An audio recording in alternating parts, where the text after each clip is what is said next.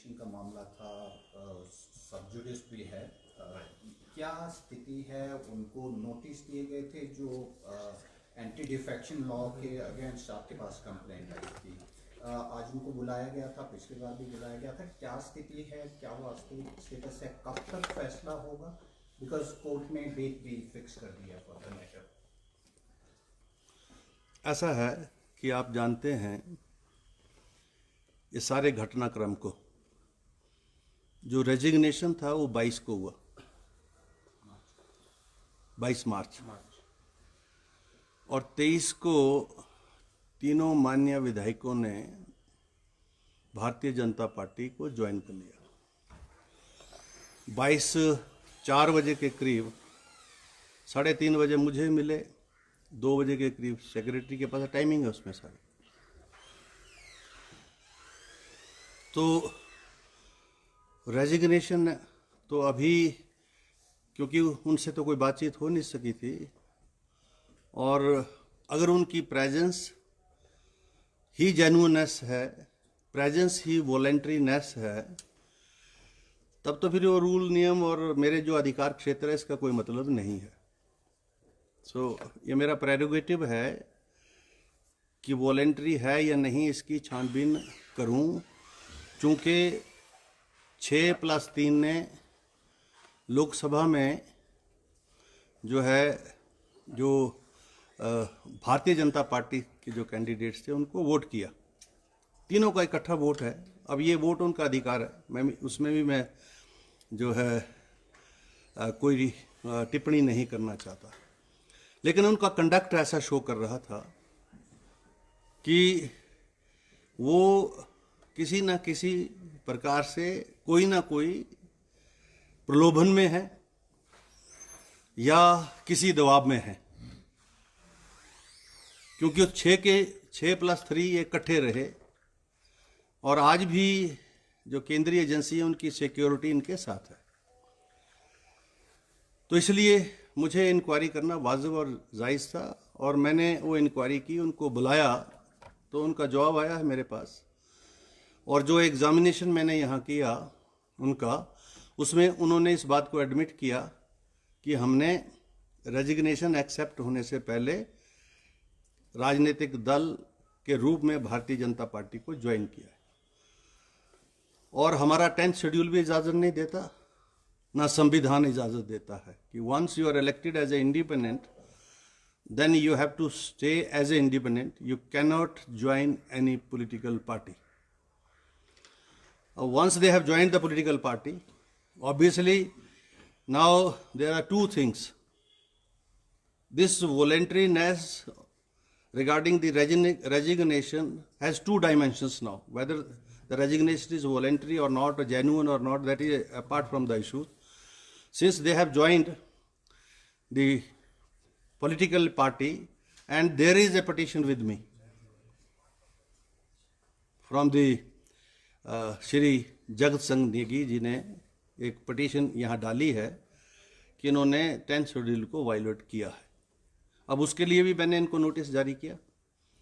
तो पिछले जो हमारी यहाँ पर जो मैंने डेट रखी थी उसमें नहीं आए वो, और यहाँ आज भी मैंने रखा था, आज none of the parties are present, maybe because of the electioneering and all that. अब हाई कोर्ट में भी गए, जैसा मैंने कहा, तो हाई कोर्ट ने तो अभी जो मैटर डिस्पोज ऑफ किया है उसमें इस बात को दोनों माननीय जजों ने माना है कि स्पीकर के अधिकार क्षेत्र है रेजिग्नेशन को एक्सेप्ट करना और रिजेक्ट करना। It is not that it is to be accepted, I can reject it also. और उसमें तो हम जो है हाई कोर्ट का कोई अधिकार क्षेत्र नहीं है। हाँ, एक चीफ जस्टिस साहब ने यह कहा कि स्पीकर के अधिकार क्षेत्र के ऊपर हम किसी तरह से कोई भी बंदिश नहीं लगा सकते, ये उनका अधिकार क्षेत्र है, ना हम समय की बंदिश लगा सकते, क्योंकि निर्णय उनको लेना है। जब वो निर्णय ले लेंगे तो उसकी समीक्षा हो सकती है। अभी तो कोई इंटेंट ऑर्डर नहीं है, पर जो दूसरी माननीय जज हैं उन्होंने ये कहा कि नहीं, हम डायरेक्शन इशू कर सकते हैं। इसलिए दो डाइवर्जेंट व्यू पॉइंट जब हाई कोर्ट के जजेस में आया तो मैटर तीसरे को रेफर हुआ है। अब तीसरे माननीय जज सुनेंगे दोबारा से। 28 को मेरा ख्याल लगा है वो, क्योंकि हमारे खिलाफ केस है, 28 को लगा है। तो एक वो अलग से प्रोसीडिंग्स है, मेरी प्रोसीडिंग्स इंडिपेंडेंट है। मुझे कहीं से भी कोई मेरी प्रोसीडिंग्स के ऊपर स्टे नहीं है, ना किसी हाई कोर्ट का ना सुप्रीम कोर्ट का है। I can proceed. लेकिन आज चूंकि दोनों पार्टीज नहीं हैं, इसलिए मैंने अभी आधा घंटा इंतज़ार करने के बाद मैंने इसको फाइनल ऑर्डर पर फिक्स कर दिया है।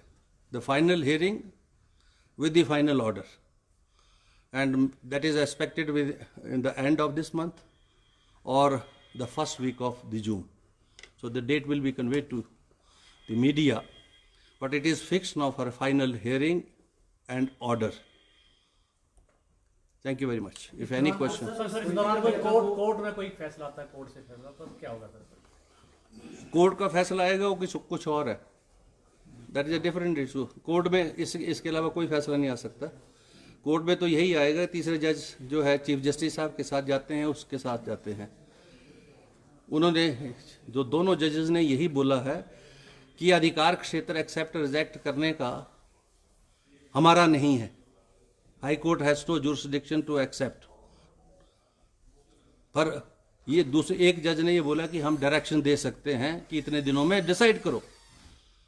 तो अभी तो डायरेक्शन जब आएगी तो देखेंगे, पर हमने जब फाइनली डिस्पोज ऑफ के लिए रख दिया, 28 को लगा है। I may decide it by the end of May also, I can decide it in between also, but since the political parties, they are in a campaign, and both the parties, they don't have time जो लग रहा है उनके conduct से, तो इसलिए मैंने तो अपना ऑर्डर करना है। सर क्या साधारण शब्दों में समझाएं जरा, एक मौका उनको दिया जाएगा अपना पक्ष रखने के लिए, ये सब? मैं फाइनल जो है हियरिंग पर लगा दिया। दोनों पॉलिटिकल पार्टीज को मैं इन्फॉर्म कर दिया कि on such and such date this case will be finally disposed of from the Vidhan Sabha. फिर जुडिशियल स्क्रूटनी में जिसने जहाँ जाना है वो जा सकता है, उसका अधिकार क्षेत्र है। ये जो मैंने 6 का फैसला किया था, तब भी मैंने यही कहा था कि मेरा फैसला जो है वो, क्योंकि सुप्रीम कोर्ट की बहुत सारी ऐसी जजमेंट्स हैं जिसमें उन्होंने कहा कि speaker while conducting in a quasi judicial manner, I have a 3 type of powers here inside the hall. No court can interfere inside. And listen to me. And when I sit here in the chamber, then I enjoy the executive powers and the powers which are entrusted upon me through the constitutions as a quasi judicial powers also. And administrative powers are subject of judicial scrutiny, and all those administrative powers also, because I am administrative head of the secretariat. Appointment, selection, seniority, termination, suspension, this is an independent secretariat. The speaker enjoys these all powers. So all these are subject of a judicial scrutiny. Likewise, quasi judicial, as the Supreme Court has held. Otherwise, these are the different domains. Speaker is a different domain. Lok Sabha Secretary is a different domain. Lok Sabha domain is different domain. Yes, tomorrow I am asking a question now. Any court where there is a pendency of the cases, certainly we can discuss all those pendency here. The law minister has to reply to that.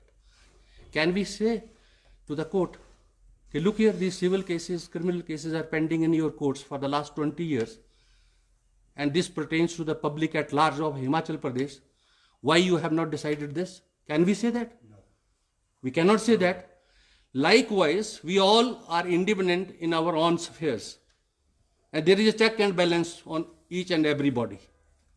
Though the parliament has a power to impeach. So, without deliberating on further on all these lines, let me say, now my domain is an independent domain, that is a subject of judicial scrutiny. They have been to the Supreme Court. No relief was granted in the Supreme Court, and now they have withdrawn the issue. And the Supreme Court has also commented. We knew it. So my domain is different. I am working under the Constitution. And it is an elected house. And I am an elected Speaker of this house. And there, you see, when I go outside the Vidhan Sabha, I belong to a certain ideology. It is not me, Vittal Bhai Patel, the first speaker.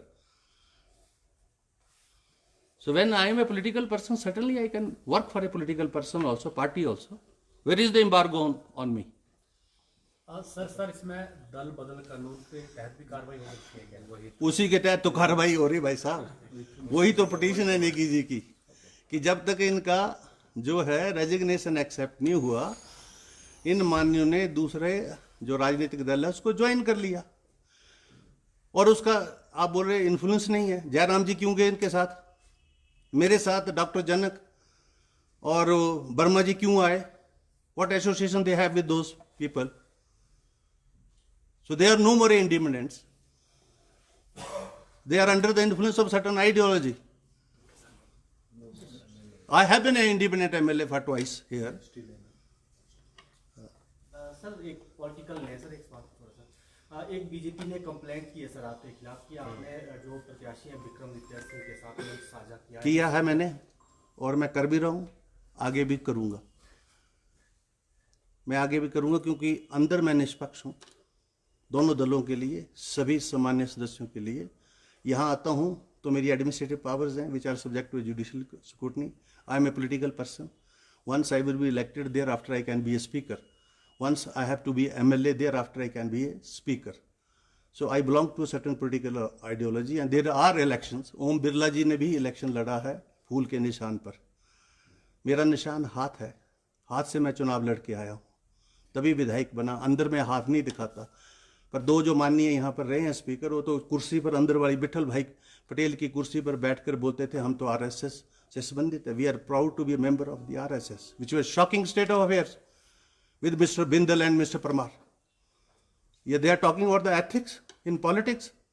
It is a shocking state of affairs. हम तो बाहर जाके जो है party के candidates के लिए काम करते हैं, कर भी रहे हैं। अगर कोई एम्बार्गो होगा मेरे पर कॉन्स्टिट्यूशनल तो बता दें। इलेक्शन कमीशन को इन्होंने लिख के दिया है तो देते रहे। इनके खिलाफ भी बहुत सारी शिकायतें हुई हैं। इलेक्शन कमीशन को कॉन्स्टिट्यूशन से ऊपर नहीं है। आज की स्टेटमेंट पढ़ी पी चिदंबरम की। We must discuss the election commission activity in the parliament also. CAG is responsible to the state assembly. All bodies, public service commissions, subordinate commissions, their reports are laid here in the Vidhan Sabha. Those two speaker you have named, वो कहते थे कि जो RSS है that is a social organization, सामाजिक संस्था, not a political party. भाई आप जब अंदर बैठे हुए कुर्सी पर तो आप किसी भी संस्था से संबंधित नहीं है, चाहे वो सामाजिक है चाहे वो राजनीतिक है। कुलदीप सिंह ने जब से एज ए अध्यक्ष पदभार संभाला है, अंदर की कार्रवाई निष्पक्षता से होती है। सभी सामान्य सदस्यों को जो उनका समय है उससे ज़्यादा समय मिलता है, क्योंकि वो समय मैं उनको नहीं दे रहा हूँ। उनके द्वारा हिमाचल प्रदेश के विषयों की चर्चा इस मान्य सदन में हो, नियमों में नीतियों में परिवर्तन हो, सरकार को कटघरे में विपक्ष के लोग खड़ा करें। इसलिए समय देता हूँ, इसलिए थोड़ी समय देता हूँ कि वो जो है वहाँ पर अपनी राजनीति करे। ये राजनीतिक मंच थोड़ी है अंदर। ये हिमाचल प्रदेश के जो ज्वलंत इश्यूज है, एम्प्लॉयमेंट का, पॉलिसीज का, इकोनॉमिक कंडीशंस का, वो डिस्कस करने के हैं issues. Thank you very much.